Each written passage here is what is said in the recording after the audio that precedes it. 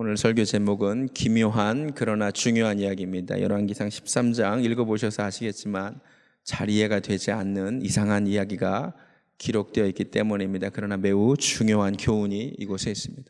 먼저 복습하겠습니다. 솔로몬이 수많은 아내를 두었습니다. 1000명이나 되는 아내를 두었지만 흥미롭게도 성경은 단 1남 2녀만 기록하고 있습니다. 언급하고 있습니다. 아들, 딸이 너무 많아서 기록하지 못했을 가능성도 있지만 아닐 수도 있다 그랬어요. 부인은 많이 뒀지만 하나님이 태문을 닫아버리셨을 수도 있고, 아이들이 태어났지만 일찍 죽었을 수도 있고, 심지어 생각하고 싶지 않지만 이방 여인들에 의해 희생제물이 되었을 수도 있어요. 왜냐하면 그들이 섬긴 신이 몰렉, 금모스, 그런 신이 어린아이를 제물로 받는 신이었기 때문입니다. 진실은 다 알 수 없어요. 하지만 무서운 이야기가 숨어 있는 것 같아 마음이 아픕니다. 어쨌든 성경이 언급하고 있는 솔로몬의 유일한 아들은 르호보암이고요. 그러니까 아버지가 남긴 잠언의 1차적인 수신자가 르호보암이에요. 아들이 지혜로운 아들이 되기를 원하는 마음으로 잠언을 남겼는데 그는 참으로 어리석습니다. 백성들이 찾아오는데 사람들에게만 묻지 하나님께 묻지 않아요. 물론 백성들도 문제라 그랬어요. 영적인 감각이 없어요. 육적인 감각이 있어서 현재 노역과 과중한 세금에 대한 불만을 말하지만 영적인 불만은 없는 거예요. 이게 슬픈 거예요. 육적인 감각이 있어요. 그래서 괴로운 거죠. 근데 사실 영적으로도 괴로운 시대거든요. 온갖 우상이 가득한 시대거든요. 영적인 불만이 없어요. 영적인 감각이 없는 거죠. 이 시대가 그래요. 사람들이 경제가 어렵고 물가가 너무 어렵다, 다 육체적인 불만만 이야기하고 있는 시대예요. 그러나 대한민국과 미국의 진짜 문제는 영적인 타락이죠. 영적인 감각이 우리에게 있기를 원합니다. 르호보암은 어리석은데 여로보암은 더 어리석다 그랬어요. 그래서 성경 속 더맨더머가 누구냐 물으면 르호보암과 여로보암이다. 성경이 두 개의 암덩어리가 문제예요. 여로보암은 제2의 모세가 될 수도 있었는데 금송아지를 만들면서 아론이 되죠. 자기 마음대로 절기도 바꾸고 제사장도 임명하는 이 배우에는 두려움이 있어요. 이게 얼마나 어리석지요. 애초에 자기 실력으로 왕이 된 게 아니에요. 하나님의 은혜로 된 거예요. 은혜로 왕이 되었으면 은혜로 살면 됩니다. 자기 마음대로 살려다가 망했습니다. 우리는 계속 은혜로 살기 원합니다. 르호보암이 2지파, 여로보암이 10지파로 시작하는데 골든 크로스가 일어나 역전이 일어나요. 그 계기가 뭐라고요? 르호보암이 하나님의 사람 스마야의 말을 들었기 때문이에요. 여로보암은 하나님의 말씀을 무시하고요. 그러니까 말씀을 듣고 안 듣고가 이렇게 중요한 거죠. 마지막으로 시므온과 베냐민의 엇갈린 선택에 대한 말씀을 드렸어요. 시므온은 유다 밑에 있어요. 남유다에 붙는 게 자연스러워요. 근데 희한해요. 북지파에 붙어요. 베냐민은요, 라헬이 남긴 딱 두 아들이 요셉과 베냐민밖에 없어서 형님 지파들 에브라임과 므낫세 지파에 붙는 게 상식으로 보이는데 혈연을 따라가지 않고 남유다에 붙어요. 이들의 엇갈린 선택의 결과가 되게 중요하다고 그랬어요. 10지파는 흔적도 없이 사라져버려요. 예수님 시대까지 추적되는 지파는 유다 지파와 베냐민 지파밖에 없는 거예요. 선택의 순간에 영적인 선택을 잘 하시기 바랍니다. 오늘 말씀 1절 읽겠습니다. 보라, 그때에 하나님의 사람이 여호와의 말씀으로 말미암아 유다에서부터 베델에 이릅니다. 보라, 영어로 behold, 집중해라. 그때는 어떤 때입니까? 북이스라엘이 여로보암 때문에 하나님으로부터 멀어진 그 순간에 하나님이 세우신 정하신 방법이 아니라 여로보암 마음대로 신앙생활 하는 거예요. 인간이 세운 가짜 제사장들이 판을 치는 그때에, 아니 오늘 본문을 보니까 여로보암이 제단 곁에서 분향까지 해요. 아예 자기가 제사장 역할까지 하려 하는 그때, 한마디로 제사장직이 희화화되고 예배가 타락한 그때에 성경이 외칩니다. 보라, behold, 하나님의 사람이 등장했다. One man of God came 이라고 영어 성경에 나와요. Out of Judah. 여러분, 하나님이요 보래요. 우리도 막 보라 그러죠. 그 드라마 꼭 보세요.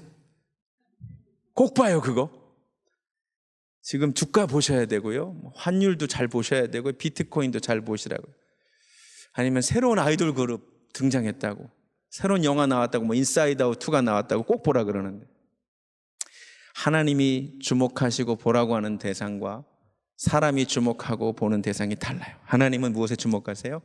하나님의 사람이 등장했다고, 하나님의 사람이 지금 이동했다고. 할렐루야. 여러분, 세상은요 스포츠 스타의 이동에 그렇게 관심이 많아요. 유명 연예인들의 이동에 그렇게 관심이 많아요. 그거 아세요? 야, 우리 동네에 연예인 온다는 소식 들었어. 그 막 난리가 나는 거예요. 옛날에 배용준 씨가 이 일본에서 그렇게 인기가 많을 때, 연사마로 불릴 때 우리나라 관광 상품 중에 뭐가 있었냐면, 태양 사신기를 촬영하는 동안에 한화 콘도에서 묵었대요. 우리 배용준 씨가. 그때 우리 배은영 사모님이 한화 콘도에서 일했대요. 그분한테 들은 얘기야. 사내 아나운서로 있었거든요. 그 관광 상품 중에 하나가 뭐냐면, 배용준 씨가 촬영을 마치고 엘리베이터 앞에 나타나는 시간에 맞춰서 일본 아줌마들이 앉아있는 거야, 그 앞에. 일본 아줌마들이 장사진을 치고 있다가 배용준 왔다! 그러면 다 일어나서 박수치고 환호했다는 거예요. 보라! 배용준 온다. 이것이 세상 사람들의 관심이죠. 그런데 오늘 하나님은요, 보라! 하나님의 사람이 지금 등장했다는 거예요. 이것이 하나님의 관심입니다. 할렐루야. 세상은 우리의 이동에 전혀 관심이 없어요. 누가 우리의 이동에 관심이 있겠어요? 그런데 그랬으면 좋겠어요. 우리가 하나님의 사람이어서 하나님이 우리의 이동에 관심이 있었으면 좋겠어요. 여러분, 이번에 한국 많이 가시잖아요. 누가 우리가 한국 간다고 관심을 가져요? 하나님은 보라! 아틀란타에서 신행생활하던 하나님의 사람이 한국에 갔다. 그럼 얼마나 좋아요? 제가 2년 전에 첫 안식어를 얻어 한국에 갔을 때죠. 그때 이제 7 식구가 가려니까 싼 표를 찾는다고 3시간 달려서 샬롯 갔다가, 거기서 디트로이트 갔다가, 거기서 이제 인천공항 들어갔어요. 그러니까 뭐 한 20몇 시간 걸렸어요. 초췌한 모습으로, 지친 모습으로, 또 애가 있으니까 공항에 들어가는데 기자가 한 300명이 나를 기다리고 있다가 카메라를 찍기 시작하는 거예요. 심지어 제가 입국하는 게 생중계가 돼가지고 우리 성도님 중에 하나가 그걸 보고 유튜브 방에 올린 거 기억나세요? 모르시죠? 그런 적이 있었어요. 왜 그때 수백 명의 기자들이 공항에 있었는지 아세요? 손흥민 씨가 제가 한국에 딱 도착하는 그 시간에, 같은 시간에 손흥민 씨가 귀국한다고 기자들이 수없이 깔려 있었고, 인터넷 생중계를 하던 도중에 우리 성도님 중에 한 분이 그걸 보고 있었던 거예요. 근데 어디서 많이 본 제가 이걸 끌고 나타나는 거예요, 우리 아내랑. 그래갖고 이제 교회 카톡방에 올라왔다 그러더라고요. 제 인생은 해석입니다. 하나님이 보내셨다고 생각합니다. 비록 이 땅에서는 우리가 무명한 자지만 천국에서는 다를 줄로 믿습니다. 하나님이 손흥민 씨가 한국에 간 게 중요하시겠어요? 제가 한국에 간 게 더 중요하시겠어요? 저는 믿습니다. 제가 이번 7월에도 원래 태국에 집회가 잡혔는데 태국에 직항이 없어서 앞뒤로 한국 일정 잡았는데, 현재까지 잡힌 집회가 진짜 제가 한국 간다고 9개가 잡혔어요. 보라, 하나님의 사람이 갔다. 정말 그랬으면 좋겠어요. 세상은 아무도 우리의 이동에 관심이 없지만, 보라, 그 사람이 그 직장에 갔다. 보라, 내 사람이 그 학교에 갔다. 이 너무너무 감동되는 말씀이에요. 보라, 이렇게 그 땅이 타락했는데 보라, 하나님의 사람이 등장했다. 할렐루야. 이야기를 좀 더 해볼게요. 하나님의 사람이 여호와의 말씀으로 말미암아 유다에서부터 베들레헴. 이거 하나하나가요, 묵상해 보면요, 어마어마한 얘기. 하나님의 사람이란 영어로 man of God입니다. of는 무엇의, 일차적으로 소유의 의미가 있습니다. 하나님의 사람은 그렇다면 하나님께 속한 자를 말합니다. 하나님의 것. 하나님의 사람은 하나님 것이에요. 제가 이야기도 언젠가 했는데, 보스턴에서 유학할 때 일이었습니다. 그 노스캐롤라이나에서 제가 공부를 하다가 어차피 다 중고 가구를 산 거라서 다 처분하고 이제 보스턴에 가서 새로운 이제 뭐 책상과 이런 걸 이제 사야 되니까 아이키아에 가서 뭐 책상, 뭐 탁자, 또 뭐 의자 이런 것을 샀어요. 근데 이제 짐을 다 붙여버려서 뭐 드라이버밖에 없는데 이거 뭐 되게 힘들더라고요. 이거 돌리는 거. 근데 앞집에 보니까 한국인이 사는 것 같아요. 그래서 문을 두드려서 혹시 전동 드라이버 좀 없으시냐고. 있다고 기꺼이 빌려주셨어요. 그래서 신나게 그 전동 드라이버로 책상도 의자도 또 책장도 식탁도 조립하고 너무 감사하다고 리턴을 했어요.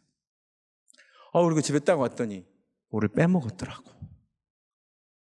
그래가지고 한번 또 가서 진짜 죄송한데 다 조립한 줄 알았는데 한 개를 빼먹었다고. 다리를 끼는 걸 빼먹었다고, 사이를. 또 빌려가시라 그래서 또 조립을 하고 갖다 줬는데 갖다 주고 와서 보니까 또 뭐 하나를 빼먹었어요. 그때 제가 또 한 번 빌리러 갈까를 고민하면서 깨달은 게 있어요.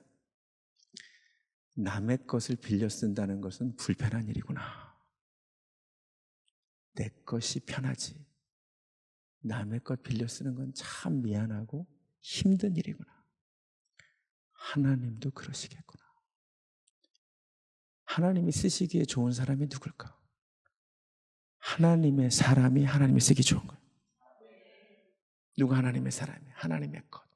이 사람은 이렇게 고백해요. 그러니까 하나님의 사람인지 아닌지는 쉽게 알 수 있어요. 하나님, 내 물질도, 내 시간도, 내 재능도, 심지어 내 자식도, 내 인생 계획도 다 당신 것입니다. 다 하나님 거야. 그럼 하나님 쓰시기가 편해. 할렐루야. 근데 하나님이 진짜 쓰기 힘든 사람이 있어. 이 사람의 물질도 쓰기가 너무 어려워. 이 사람의 시간 내기가 너무 어려워. 이 사람의 재능도 교회에서 한번 쓰기가 너무 힘들어. 너무 비싸게 굴어. 되게 인색하고 째째해. 자기가 그러면서 하나님의 사람이라고 주장해. 아니에요. 하나님의 사람은 하나님의 거예요. 하나님이 쓰시기에 편한 자가 하나님의 사람이에요. 또한 하나님의 사람은 여호와의 말씀으로 말미암아 유다에서부터 베델로 이동을 해요. 하나님의 사람은 말씀에 의해 움직여요. 내가 하나님의 사람인지 아닌지 쉽게 알 수 있어요. 내가 감정에 의해 움직이면 난 하나님의 사람이 아니에요. 기분 나빠서. 사람 때문에 움직여도 난 하나님의 사람이 아니에요. 돈 때문에 움직이거나 그러면 확실히 하나님의 사람이 아니에요. 내가 하나님의 말씀에 의해 움직이면 난 하나님의 사람인 줄로 믿습니다. 또 하나 주목할 것, 이 사람이 유다에서부터 베델에 이르렀대요. 북이스라엘에는 하나님이 보낼 만한 하나님의 사람이 하나도 없었어.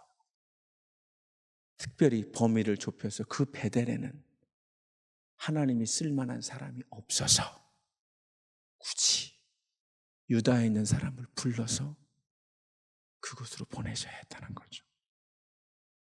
실제로 지난주에 제가 언급했지만 이미 경건한 사람들, 하나님을 찾는 사람들은 다 유다로 갔죠. 보여주세요. 이스라엘 모든 지파 중에 마음을 굳게 하여 이스라엘의 하나님 여호와를 찾는 자들은 다 레위 사람들을 따라 어디로 갔어요? 내려갔어요. 예루살렘에 이르러 그들의 조상들의 하나님 여호와께 제사하고자. 그러니까 이미 북이스라엘에서 하나님 사랑하고 경건하고 하나님의 사람들이라고 말하시는 사람들이 다 가서 없는 거예요. 그러니까 객관적으로는 아직도 북이스라엘의 10지파라 사람은 많은데, 제가 그랬잖아요. 사람이 많은 게 중요한 게 아니라고. 어떤 사람이 있느냐가 더 중요한 것이라고. 그 가운데 하나님이 쓸만한 사람이 한 명도 없는 거예요. 너무너무 슬픈 거죠. 근데 사실 성경을 읽다 보니까 후보자가 한 명이 있었어. 베델에 11절 한 늙은 선지자가 살고 있었어. 이따가 제가 다시 설명합니다. 한때 선지자로 쓰임 받았었으나 지금은 하나님이 그 사람을 더 이상 쓸 수 없어. 슬픈 거죠. 너무 슬픈. 그러니까 이 사람이 영적인 감각이 없어서, 영적인 감각이 있었다면 아마 다른 사람들이 다 남쪽으로 갈 때 이 사람도 갔겠지. 이 사람 안 가고 있는 거 봐요. 그러니까 성경이 굳이 늙은 선지자라는 표현을 쓰는 거죠. 한때 왕년에 하나님께 쓰임받았으나 더 이상 쓰임받지 못해. 지금 만약에 이 사람을 하나님이 쓰시려면 쓸 수 있었겠죠. 이 사람을 못 써. 그러니까 한때 쓰임받은 것뿐이야. 그래서 하나님이 남유다에서 그를 보내세요. 또 한 가지 생각할 수 있는 포인트. 여로보암이 지금 제사장을 마음대로 임명하고 있어요. 맞아요? 제사장이 자기 마음대로 드는 사람, 자원하는 사람을 누구든 임명한다 그랬잖아요. 맞아요?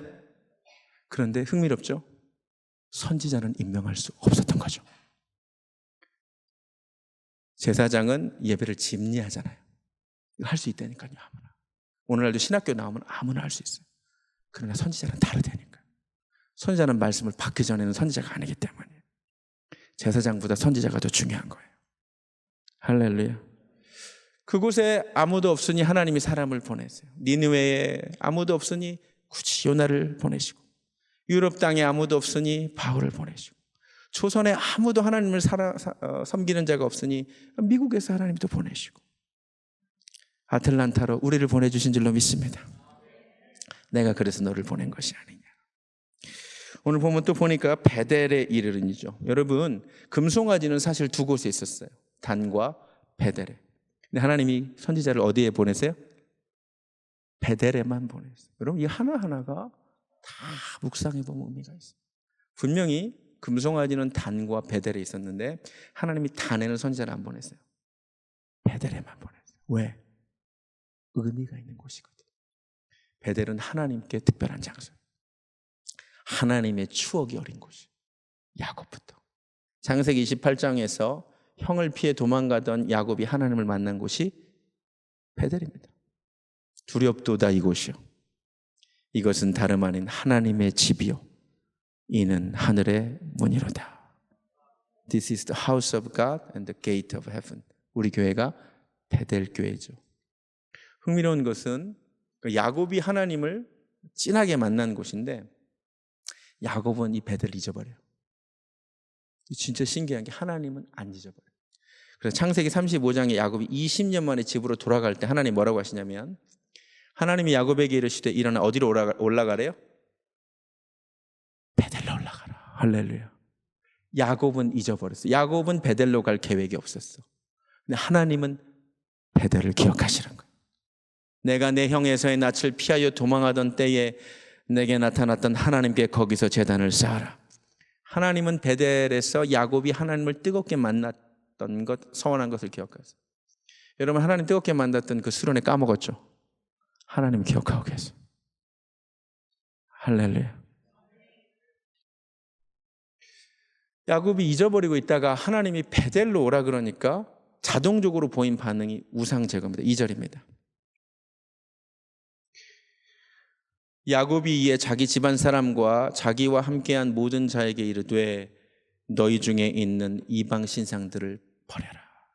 자동으로 하는 거예요. 하나님을 만나려면 우상을 버려야 돼. 자신을 정결하게 하고 너희들의 의복을 바꾸어 입으라. 우리가 일어나 베델로 올라가자. 내 환난 날에 내게 응답하시며 내가 가는 길에서 나와 함께 하신 하나님께 내가 거기서 제단을 쌓으려 하노라. 할렐루야. 그리고 6절에서 감격적인 예배를 드립니다. 야곱과 그와 함께한 모든 사람이 가나안 땅 루스 곧 베델에 이르고 그가 거기서 제단을 쌓고 그곳을 이번엔 엘 베델이라고 부릅니다. 엘이 하나님이라 그랬죠. 그러니까 엘 베델의 뜻이 뭐겠어요? 나의 하나님은 베델의 하나님이라는 거. 할렐루야. 하나님은 베델의 하나님 되십니다. 근데 그 베델의 하나님이 되시잖아요. 그런데 그 베델에 지금 금송아지 우상숭배가 가득한 거예요. 그래서 하나님이 단으로는 안 보내시는데 하나님이 역사하신 그 장소에 견디지 못하시고 하나님의 사람을 보내신다는. 평양 장대현 교회를 아십니까? 한국에 성령의 불세례가 내렸던 곳입니다. 대한민국이 하나님을 뜨겁게 만났던 곳이 평양입니다. 그곳에 지금 김일성, 김정일 우상이 가득합니다. 똑같은 거예요. 베델이 하나님을 뜨겁게 만난 곳인데 금송아지 우상이 세워지듯이 평양이 제2의 예루살렘이라고 불렸어요. 평양에는 기생이 없었어요. 근데 지금 그곳에 김일성, 김정일 우상이 가득하잖아요. 지금 북한 사람들은 다 잊어버렸어요. 하나님은 기억하십니다. 하나님이 그 땅을 안타까워하시고 회복시켜 주실 줄로 믿습니다. 2절을 보겠습니다. 하나님의 사람이 제단을 향하여 여호와의 말씀으로 외쳐 이르되 제단아 제단아. 흥미롭죠?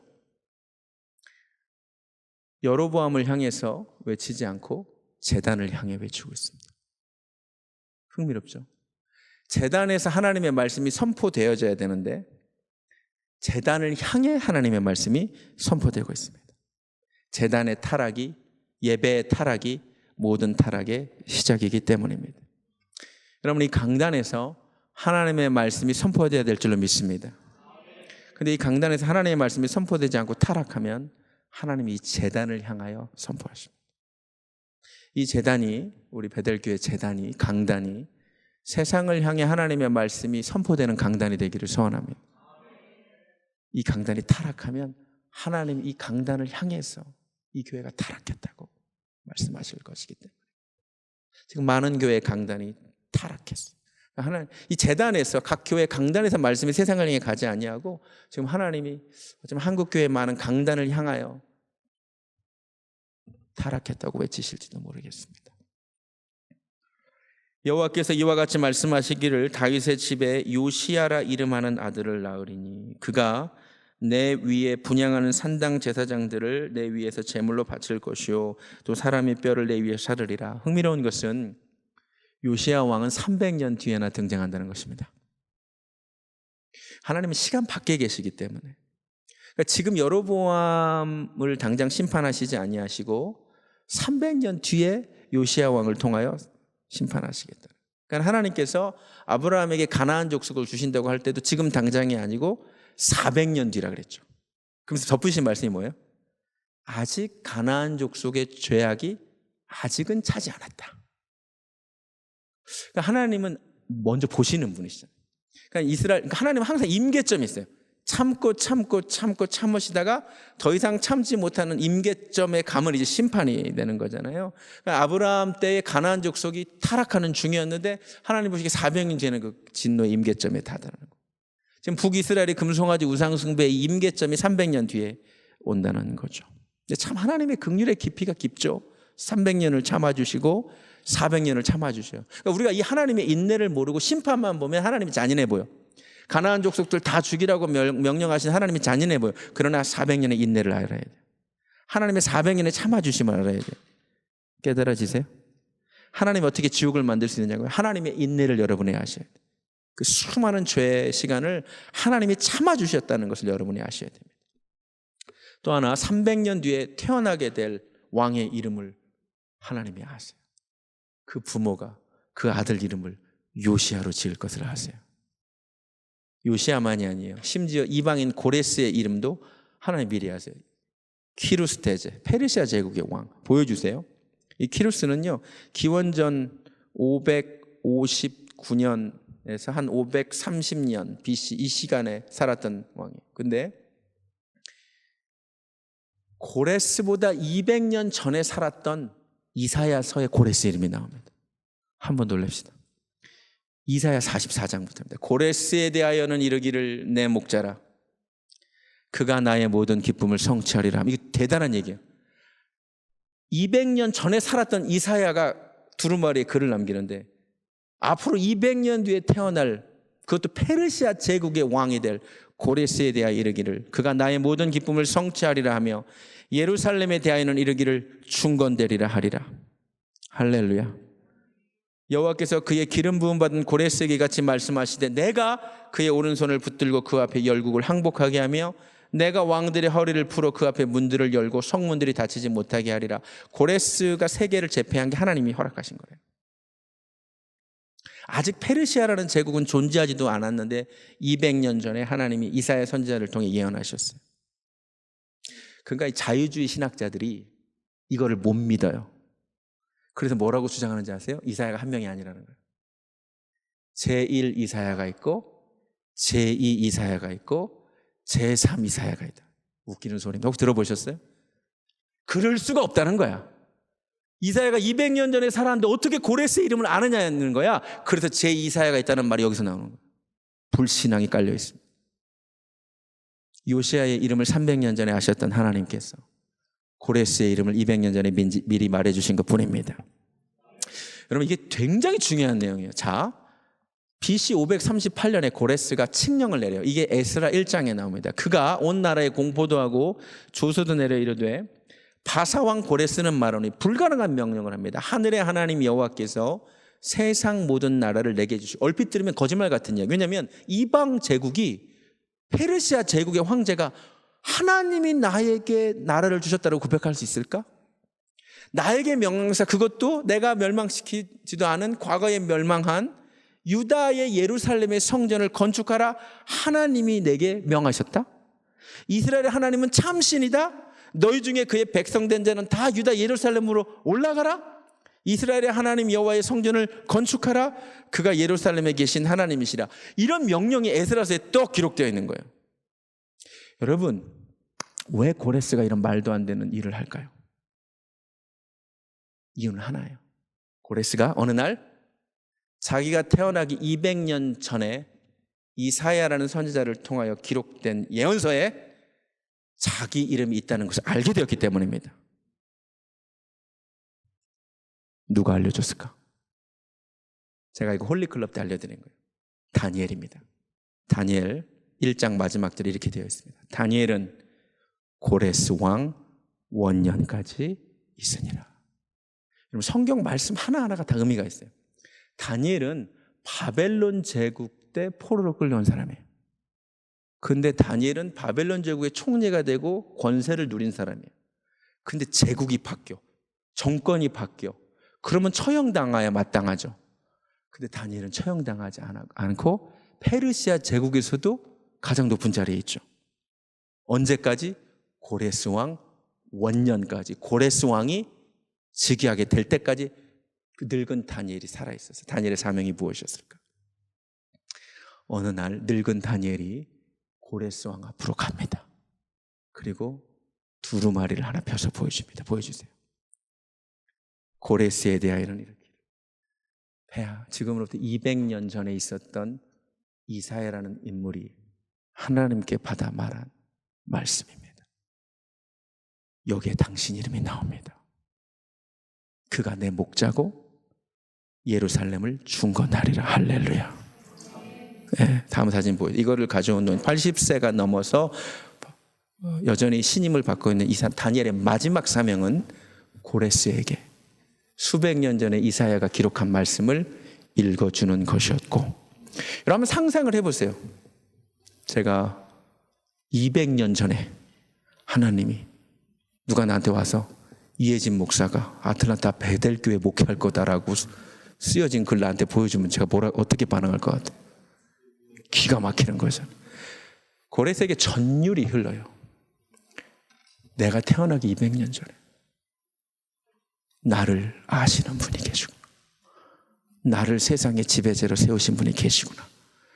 그래서 이방인 고레스가 하나님이 참신이라고 고백하고 니네 예루살렘 성전 재건하라. 그러니까 세상 학자들이 이걸 믿지를 못하죠. 거짓말이다. 근데 고레스 원통이 발견됐잖아요. 보여주세요. 이게 너무너무 중요한 거예요. 이 키루스 셀린더가 발견됐는데 여기에 그대로 이게 1879년도에 발견됐어요. 에스라 1장 내용이 있는 거예요. 할렐루야. 하나님 위대하십니다. 요시아가 태어나기 300년 전에 요시아 이름을 하시는 하나님, 고레스가 태어나기 200년 전에 고레스 이름을 하시는 하나님, 우리 이름도 미리 하신 줄로 믿습니다. 예레미야에게 말씀하셨습니다. 여호와의 말씀이 내게 임하니라 이르시되 내가 너를 모태에 짓기 전에 너를 알았고, 할렐루야. 내가 배에서 나오기 전에 너를 성별하였고 너를 여러 나라의 선지자로 세웠노라. 할렐루야. 다윗도 고백합니다. 내 형질이 이루어지기 전에 주의 눈이 보셨으며 나를 위하여 정한 날이 하루도 되기 전에 주의 책에 다 기록이 되었나이다. 찬양이 생각납니다. 내 이름 아시죠? 나를 지으신 주님, 내 안에 계셔. 처음부터 내 삶은 그의 손에 있었죠. 내 이름 아시죠? 하나님 내 이름 아십니다. 내 모든 생각도, 내 흐르는 눈물 그가 닦아주실 줄로 믿습니다. 고레스의 이름과 요시아 이름을 미리 아신 하나님이 우리 이름도 아신다는 것이 우리의 희망인 줄로 믿습니다. 자, 그런데 여로보암이 하는 일을 보세요. 4절. 여로보암 왕이 하나님의 사람이 베델에 있는 제단을 향하여 외쳐 말함을 들을 때에 그 제단에서 손을 펴며 그를 잡으라 하더라. 그랬더니 그를 향하여 편 손이 말라 다시 거두지 못합니다. 바로 앞에 장에서 성경이 어떤 말씀으로 끝났냐면 여로보암이 자기 마음대로 제사장을 세우고 절기도 바꾸고 임명했다고 했죠. 근데 바로 다음 장에 여로보암은 자기 마음대로 손을 움직이지 못합니다. 할렐루야. 여러분, 숨 쉬는 것, 손을 마음대로 움직이는 것 다 은혜였습니다. 은혜 아니면 살아갈 수도 없는 것이었습니다. 잘난 척하면 안 됩니다. 하나님이 마음껏 사용하게 해주실 때 주님을 위해 사용하시기 바랍니다. 여로보암은 자기 손을 마음대로 사용할 수 있을 때 범죄했습니다. 여러분, 오늘 하나님이 여러분 손 마음대로 사용하게 해주실 때 오늘 뭐 하셨어요? 그 손으로 범죄하지 않으셨습니까? 나중에 이 손을 마음대로 사용할 수 없는 날이 옵니다. 그날 후회하지 않으시길. 내가 건강할 때 주님을 위해 살 걸. 후회하지 않기를 주님의 이름으로 축원합니다.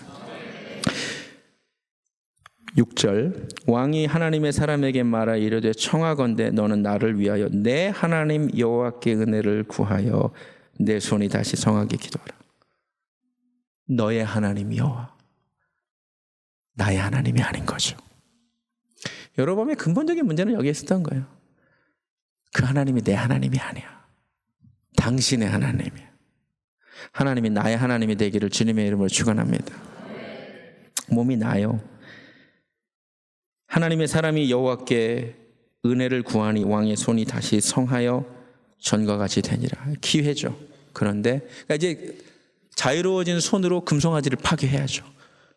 그런데 그렇게 하지 않습니다. 망하죠. 여러분, 여로보암이 왕으로 선택받았으나 망하는 걸 잘 보세요. 이스라엘도 선택받았으나 망하는 걸 보세요. 선택받아도 망할 수 있는 거예요. 깨닫기를 원합니다. 그 다음부터 이제 수수께끼 같은 이야기가 이제 베델의 늙은 선지자 이야기. 성경을 읽을 때마다 도대체 뭔 말인지 잘 모르겠고 왜 이런 이상한 이야기가 성경에 있는지.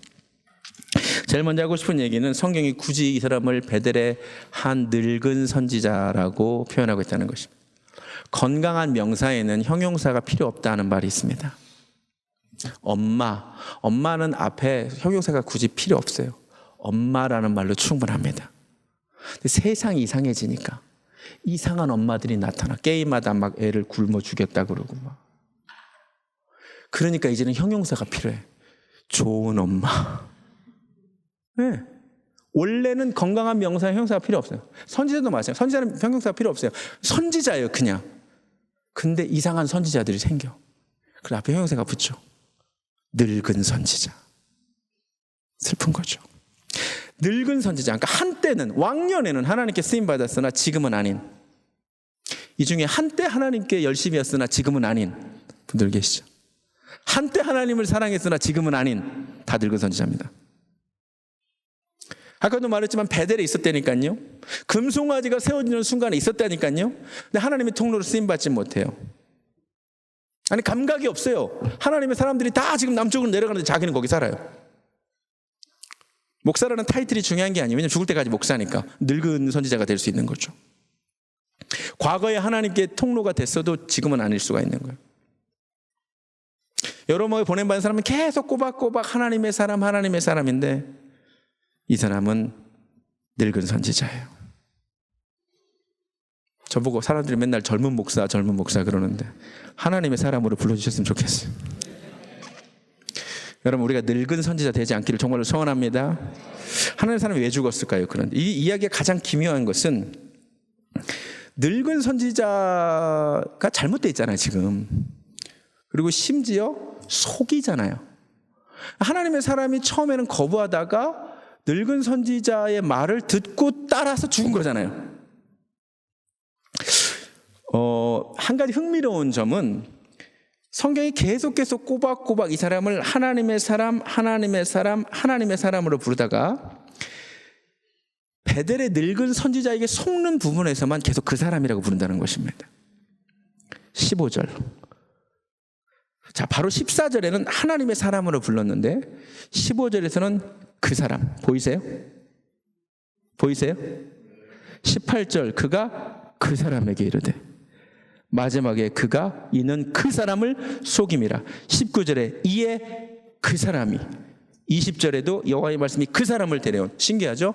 다 하나님의 사람으로 계속 부르다가 베델의 늙은 선지자에게 속는 장면에서만 성경이 의도적으로 평범한 사람, 그 사람으로 부르고 있다는 것이죠. 깨달아지세요? 하나님의 사람은 계속해서 하나님의 말씀을 들어야 될 줄로 믿습니다.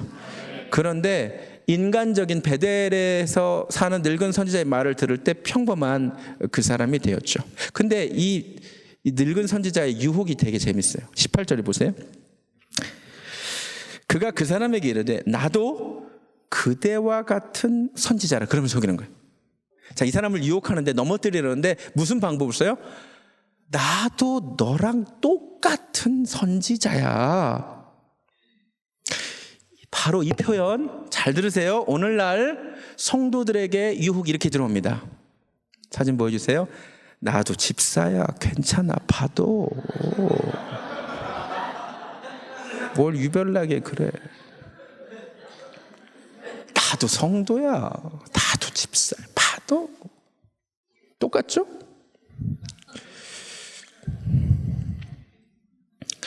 정말 이러니까요. 나도 선지자라니까.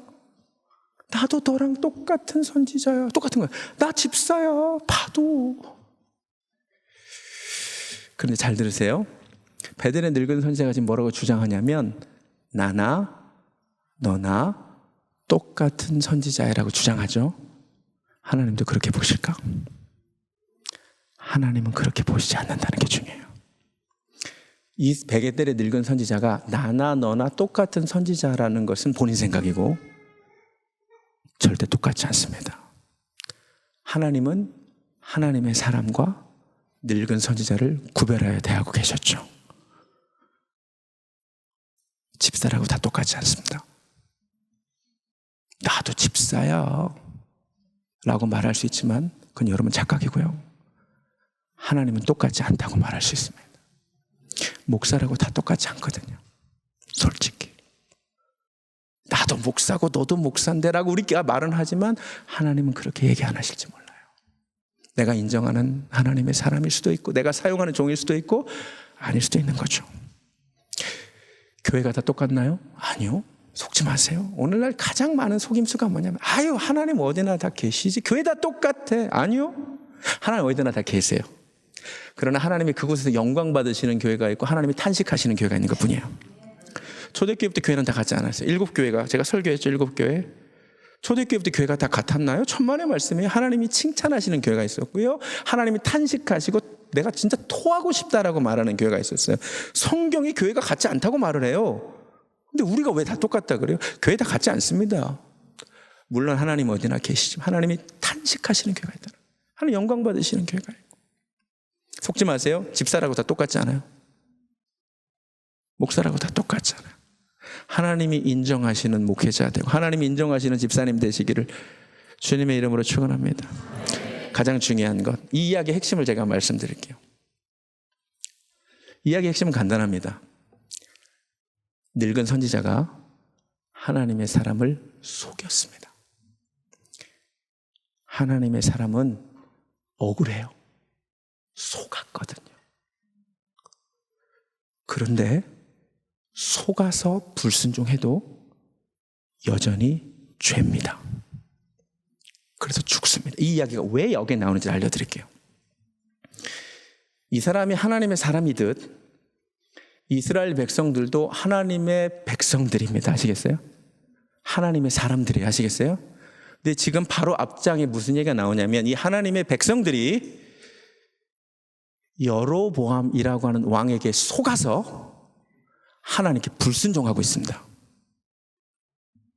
여로보암이 백성들을 속이는 겁니다. 아, 굳이 예루살렘 안 가도 되고 단과 베델의 금송아지가 하나님이 섬기면 돼. 아, 굳이 레위인 제사장 아니어도 되고 자원하는 사람 다 해도 돼. 아, 굳이 이날 절기 안 해도 되고 이날 절기 새로 하면 돼. 지금 여로보암이 북이스라엘을 속이고 있어요. 거기에 속아서 온 이스라엘 백성들이 금송아지 우상숭배에 동참하고 있고 잘못된 신앙생활을 하고 있어요. 속아서 불순종해도 여전히 심판받을 죄라는 얘기입니다. 깨달아지세요? 열왕기상 13장의 내용은 굉장히 중요합니다. 열왕기상 12장에서 이스라엘 백성들이 지금 여로보암에게 속아서 여로보암의 길로 가고 있거든요. 앞으로 여로보암의 길로 갈 거예요. 속았어요, 분명히. 우리는 속으면 괜찮다고 생각해요. No, 속아도 죄는 죄입니다. 마약인 줄 모르고 먹었어요. 그래도 죄예요. 이단인지 몰랐어요. 그래도 속은 여러분이 바보예요. 깨달아지세요? 내가 마약인 줄 모르고 먹어서 마약 중독자가 되면 면죄부가 주어지나요? 내가 이단인 줄 모르고 속았다고 난 속았으니까 하나님이 괜찮다고 해주실까요? 이단에게 속아가지고 신천지에 빠지고 이상한 여자 하나님 섬긴다는 그런 데 빠지면 속았으니까 괜찮은 건가요? 아니요. 속았다고 면죄부를 받는 것이 아니에요. 늙은 선지자에게 속았지만 불순종했기에 죽었어요. 너무나 중요한 이야기죠. 분별이 중요합니다. 속았다고 면죄부 받는 게 아니라 나도 선지자고 너도 선지자라는 말에 속은 거예요. 나도 집사고 너도 집사인데 괜찮아 하라는 말에 속은 거예요. 속아서 불순종해도 불순종은 죄입니다. 깨달은 은혜가 있기를 주님의 이름으로 축원합니다. 그런데 이 이야기에 한 가지 재미있는 점이 있어요. 이 늙은 선지자가, 그러니까 늙은 선지자가 여로보암을 상징한다 그랬잖아요. 속은 하나님의 사람이 이스라엘 백성들을 상징한다고 했잖아요. 이 이야기의 묘미는 어디에 있냐면 이 늙은 선지자는 뉘우친다는 거예요. 29절 늙은 선지자가 하나님의 사람의 시체를 들어 나귀에 실어가지고 돌아와 자기 성읍으로 돌아가서 슬피 울며 장사하고 그의 시체를 자기의 묘실에 두고 슬퍼한다는 거예요. 늙은 선지자는 자기의 잘못된 행동을 뉘우친다는 거예요. 내가 오만 하나님의 사람을 하나 죽였구나. 나 때문에 하나님의 사람이 죽었구나. 그런데 여로보암은 뉘우치지 않는다는 이야기로 끝나요. 33절 여로보암이 이 일 후에도 그의 악한 길에서 떠나 돌이키지 아니하고 다시 일반 백성을 산당의 제사장으로 삼되 누구든지 자원하면 그 사람을 산당의 제사장으로 삼았으므로 이 일이 여로보암 집의 죄가 되어 그 집이 땅 위에서 끊어져 멸망하게 되니라. 아멘. 이해가 되세요? 이 이야기 속에 늙은 선지자는 여로보암을 상징했죠. 속은 하나님의 사람은 하나님의 백성 이스라엘을 상징했죠. 이 사람은 뉘우쳐요. 근데 여로보암은 끝까지 뉘우치지 않아요. 회개만이 살 길인 줄로 믿습니다. 여로보암이 죄지어서 망한 게 아니고 회개 안에서 망한 거예요. 오늘 이 말씀을 들었습니다. 우리는 회개해서 사는 밤 되기를 주님의 이름으로 축원합니다. 그래서 제목을 기묘하나 중요한 이야기로 정했습니다. 속아도 불순종은 죄입니다. 말씀 마칩니다. 보라 그때에 하나님이 보래요. 하나님 무엇에 관심이 있으세요? 하나님은 하나님의 사람의 등장과 하나님의 사람의 이동에 관심이 있으세요. 무슨 아이돌 왔다고 쫓아다니지 말고 하나님이 어디에 관심이 있는가를 보세요. 누가 하나님의 사람입니까? Man of God, 소유예요. 하나님의 사람은 하나님의 것이에요. 할렐루야. 하나님의 말씀에 의해 움직이는 자예요. 근데 그 하나님의 사람이 베델에 없어서 유다에서 보냈다는 거예요. 슬프죠. 여러분이 그 직장에 하나님의 사람이 없어서 여러분을 보낸 겁니다. 아멘. 아틀란타 땅에 제가 필요해서 저를 보내셨다고 믿습니다.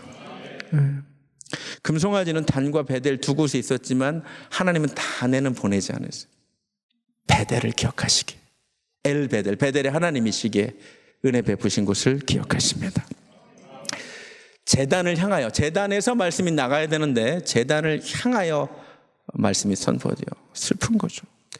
우리 교회가 이 제단에서 하나님의 말씀이 선포되기를 소원합니다. 요시야 이름을 먼저 아시고 오래 참으시고 고레스 이름도 아시는 하나님이 내 이름도 아신 줄로 믿습니다. 여로보암이 손가락으로 마음대로 제사장 임명하고 절기도 임명했는데 자기 마음대로 손가락을 움직이지 못해요. 이거 하나하나가 주님의 은혜였음을 깨닫기를 원합니다. 여로보암이 너의 하나님이라고 불러. 나의 하나님이 아니에요. 너의 하나님이야. 너의 하나님께 기도해라. 그리고 회개할 기회를 놓칩니다. 베델의 늙은 선지자라는 형용사가 슬퍼요. 늙은 선지자. 한때 쓰임받았던, 왕년에 하나님께 쓰임받았던, 우리가 이렇게 늙은 선지자 되지 않기를 소원합니다. 이 하나님의 사람이 속았어요. 이 말에 나도 너와 같은 선지자라는 말. 오늘날 욕 이렇게 온다는 거예요. 나도 집사야. 나도 교회 다녀. 유별나게 굴지 마. 그게 욕이에요. 자기는 똑같다고 생각하는데 하나님은 똑같다고 보지 않았어요. 다른 존재가 되기를 소원합니다. 마지막 가장 중요한 사실, 속아서 불순종해도 심판받습니다. 억울하게 속았어요. 그러나 여전히 죄는 죄입니다. 무서운 이야기예요. 분별하시기 바랍니다. 이단에게 속아도 심판받습니다. 속았다고 면죄부 받는 게 아니에요. 분별하는 애가 있기를 예수님의 이름으로 축원합니다.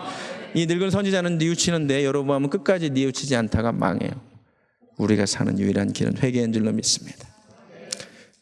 이 땅의 황무함을 보소서. 회개해야 될 줄로 믿습니다. 하늘의 하나님 긍휼을 베푸시는 찬양하겠습니다.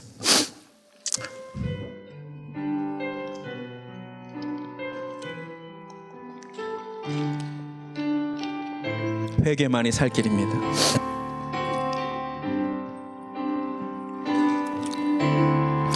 이 땅의 황무함을 보소서. 하늘의 하나님 긍휼을 베푸시는 주여, 우리의 죄악 용서하소서. 이 땅 고쳐 주소서. 이제 우리 모두 하나 되어 이 땅에 무너진 기초를 다시 쌓을 때 우리의 우상들을 태우실 성령의 불 임하소서. 부흥의 불길 타오르게 하소서. 진리의 말씀 이 땅 새롭게 하소서. 은혜의 강물 흐르게 하소서. 성령의 바람 이제 불어와 오 주의 영광 가득한 새날 주소서.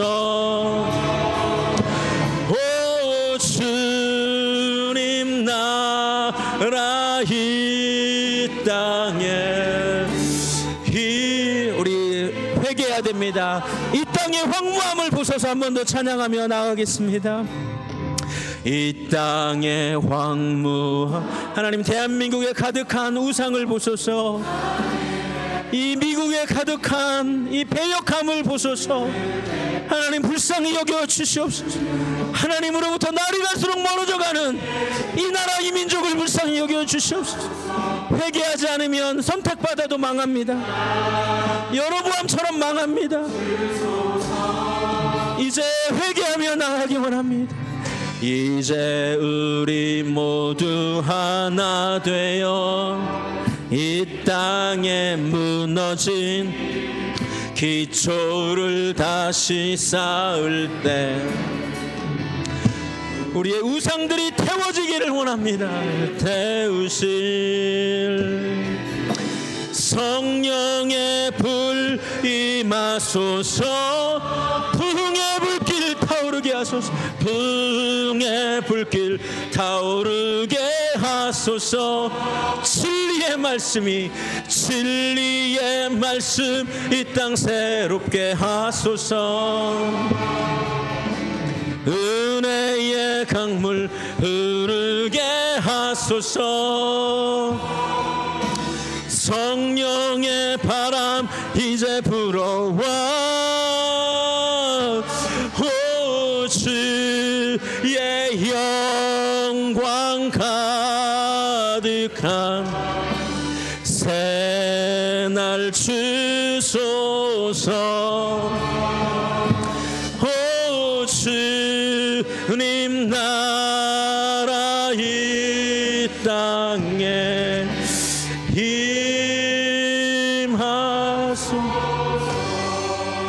회개하지 않으면 망합니다. 여로보암이 끝까지 회개하지 않다가 망했습니다. 이 시간 우리에게 회개의 영을 부어주시기를 소원합니다. 대한민국과 미국을 향하여 육적인 탄식이 아니라, 먹고 살기 힘들다는 탄식이 아니라 이 땅의 황무함을 하나님 불쌍히 여겨주시옵소서. 교회들이 타락하고 힘을 잃고 강단에서 하나님의 말씀이 선포되는 것이 아니라 강단을 향해 말씀이, 정말로 책망의 말씀이 선포되는 이때에 하나님 불쌍히 여겨주시라고, 대한민국과 미국의 교회가, 아니 한때 제2의 예루살렘이라고 불렸던 평양이 우상으로 가득한 이 현실을 하나님 불쌍히 여겨주시라고, 이 시간 대한민국과 미국과 북한과 이 땅에 가득한 죄악을 회개하며 하나님께 용서를 구하며 나가기 원합니다. 주의 이름 간절히 한번 부르고 기도합니다. 주여 하나님 불쌍히 여겨주시옵소서. 아버지, 회개하지 않으면 망하게 되어 있습니다. 아버지, 속았달지라도 불순종은 죄입니다. 북한 아버지 민중들이 김일성, 김정은에게 속았달지라도 우상숭배는 죄입니다. 아버지 하나님 불쌍히 여겨주시오. 아버지, 속지 않게 하여 주시옵소서. 속아서 죄짓지 않게 하여 주시옵소서.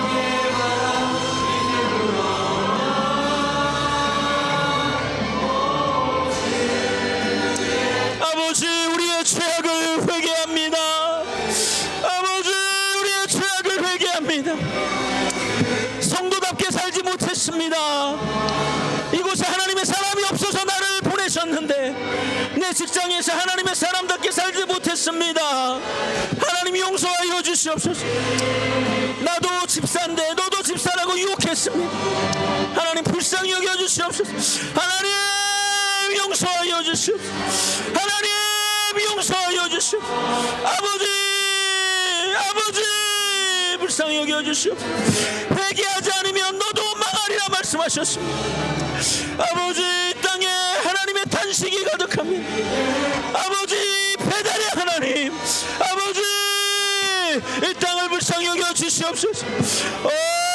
하나님 도와주시옵소서. 아버지, 이 밤에 아버지 우리가 기도하며 나의 죄악을 회개하며 나라와 민족의 죄악을 회개하며 미국과 한국과 북한의 죄악을 회개하며 하나님 불쌍히 여겨 주시옵소서. 아버지, 정말 이 땅에 부흥의 불길이 타오르고 진리의 말씀이 이 땅을 새롭게 하며 은혜의 강물이 흐르고 성령의 바람 불어오기 원합니다. 부흥의 불길 타오르게 하소서. 부흥의 불길 타오르게 하소서. 진리의 말씀 이 땅 새롭게 하소서.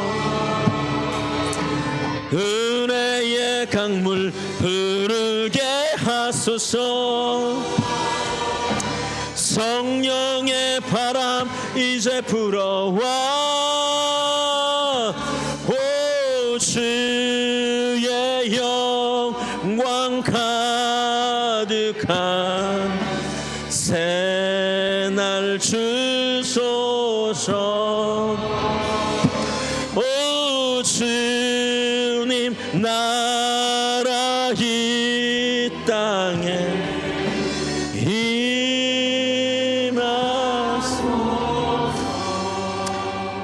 요시야의 이름을 300년 전에 미리 부르셨던 하나님, 바사왕 고레스 제국이 있기도 전에 200년 전에 그의 이름을 먼저 기록하게 하신 하나님, 나에 대한 어떠한 일이 하나도 행해지기 전에 주의 책에 나에 대한 모든 것이 이미 기록되어 있는 줄로 믿습니다.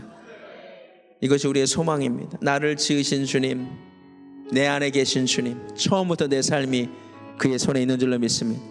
찬양하겠습니다. 내 이름 아시는 주님께 찬양 고백합니다. 나를 지으신 주님 안에 계셔.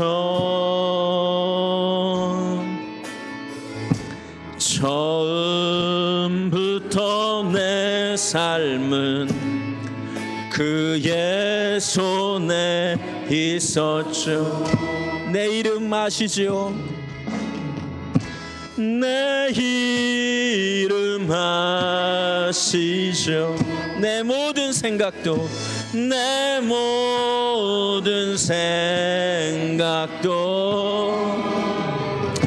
내 흐르는 눈물 그가 닦아주셔. 그는 내 아버지, 나는 그분의 소유입니다. 그는 내 아버지, 난 그의 소유. 내가 어딜 갔든지 날 떠나지 않죠. 내 이름 아시지요? 내 이름 아시죠? 내 모든 생각도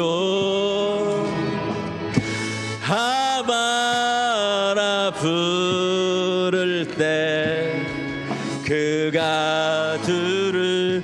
내 이름 아시지요? 하나님, 내 모든 생각도 아시지요?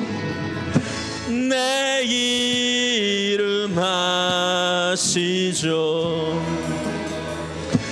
내 모든 내 흐르는 눈물을 주님이 닦아주십니다.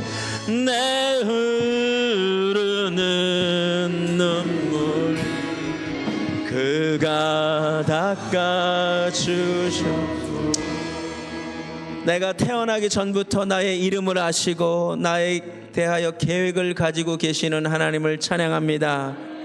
우리 교회의 이름을 아시고 우리 교회를 이끌어 가시는 하나님을 찬양합니다. 우리 교회의 형편을 아시고 새 예루살렘 성전을 주셨는데 클로징 해야 될 것 하나님 아십니다. 하나님이 역사하고 계실 줄로 믿습니다. 우리 시간 내 이름을 아시는 하나님께, 우리 교회 이름을 아시는 하나님께 나의 인생을 의탁하고 우리 교회를 의탁하기를 원합니다. 주의 이름 간절히 한번 부르고 교회를 위해서 또 나의 인생을 위하여 기도합니다. 주여, 하나님 감사합니다. 내 이름을 아시는 주님, 내 모든 생각도 아시는 주님, 내 모든 계획도 아시고 내가 처한 형편과 상황도 아시는 주님, 나의 자녀들의 이름도 아시고 나의 자녀들의 인생을 향한 계획을 가지고 계시는 하나님 신뢰합니다. 아버지 하나님께 맡겨드립니다. 하나님, 우리 베들교회를 향하여 아름답고 선하신 계획을 가지고 계시는 주님, 하나님 이곳에 임시 성전에서 예배드릴 것도 아시고 우리 예루살렘 성전 클로징이 다가온 것도 아시는 주님, 이 교회의 영권과 인권과 물권을 더하셔서 하나님의 방법으로 하나님의 계획대로 하나님의 뜻대로 넉넉히 클로징되며 아버지 내년에 그곳에서 하나님께 마음껏 예배드리며 하나님께 영광 돌리는 제단 되게 하여 주시오. 내 이름 아시지요? 하나님, 내 모든 생각 아시지요? 오 하나님 감사합니다. 오 하나님 감사합니다. 할렐루야. 아바라 부를 때에 나의 모든 아픔과 슬픔도 하시고 치료하시는 하나님 찬양합니다. 내 이름 아시지요? 내 모든 생각도 내 이름 아시죠? 내 모든 생각도 아바라 부를 때 아바라 부 하나님 들으십니다. 그가 들으시. 우리 마지막 찬양 다 같이 일어나서 부릅니다. 손가락 하나 움직이는 것도 은혜였습니다. 호흡하는 것도 은혜였습니다. 은혜 아니면 살아갈 수 없습니다. 이 고백 하나님께 올려드리고 예배 마치도록 하겠습니다.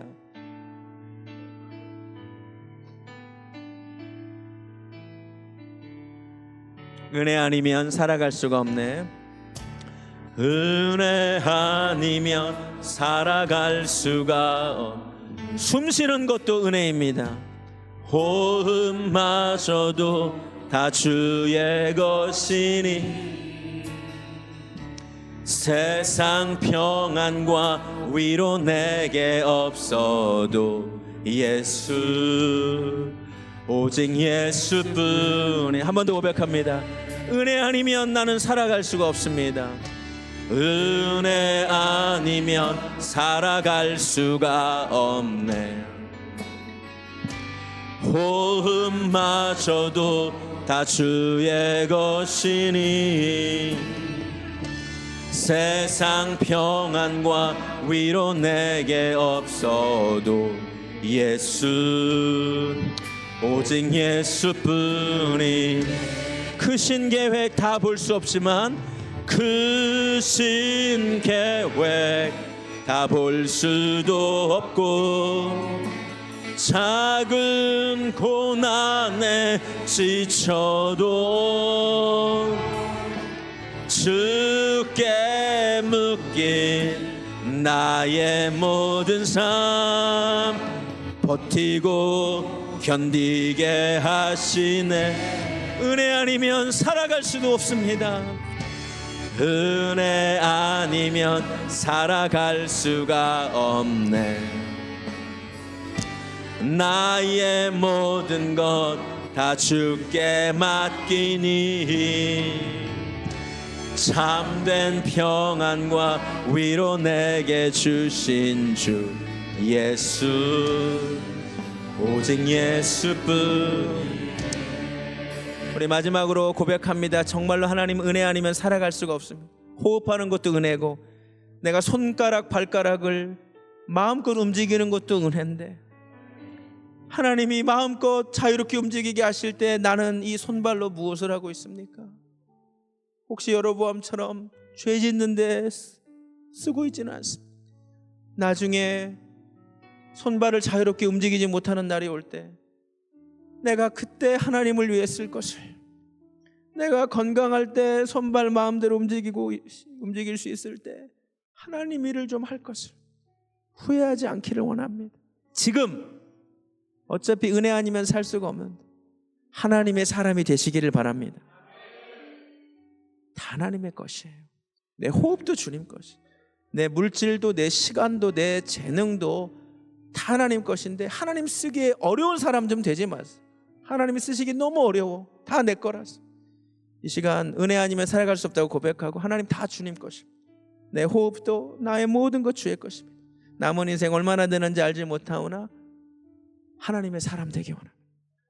나 당신 것입니다 고백하겠습니다. 주의 이름 간절히 한번 부르고 기도하며 나가겠습니다. 주여, 하나님 나는 주의 것입니다. 하나님 나는 주님의 것입니다. 나의 생각도 나의 계획도 나의 물질도 나의 시간도 나의 재능도 하나님 것입니다. 어차피 은혜 아니면 살아갈 수가 없는데 내 것인 것처럼 착각하고 삽니다. 하나님이 못 움직이시게 하시면 난 내일이라도 일어날 수가 없는데 아버지, 하나님이 그 손가락을 마르게 하시면 여로보암이 그 손을 움직일 수도 없었는데 아버지, 다 주님의 것이었고 다 은혜로 사는 것이었는데 내 것인 것처럼 착각하고 살았습니다. 아버지, 오늘 이 밤에 은혜 아니면 살아갈 수가 없기에 보험마저도 다 주의 것이기에 나 정말 하나님의 사람 되기 원합니다. I want to be a man of God. 하나님의 소유 되기 원합니다. 나는 주님 것이고 주의 말씀에 따라 움직이는 자 되기 원합니다. 하나님 감사합니다. 이 밤에 결단하기 원하고 고백하기 원하고 남은 인생 하나님을 위해 하나님의 사람답게 하나님이 쓰시기에 편한 그릇 되기를 원합니다. 하나님의 것이 하나님 쓰시기에 좋습니다. 하나님, 우리 교회가 하나님의 것입니다. 하나님이 교회를 마음껏 사용하여 주시옵소서. 하나님, 부족한 종 주의 것이오니 하나님 마음대로 사용하여 주시옵소서. 아버지, 우리에게 속한 모든 성도님들이 나는 은혜 아니면 살아갈 수 없습니다. 내 호흡마저도 주님 것입니다. 이 아름다운 고백을 이 밤에 하나님 받아주시옵소서. 할렐루야. 함께 고백합니다. 은혜 아니면 살아갈 수가 없습니다. 은혜 아니면 살아갈 수가 나의 모든 것 다 주께 맡기니 나의 모든 것 다 주께 맡기니 참된 평안과 위로 내게 주신 주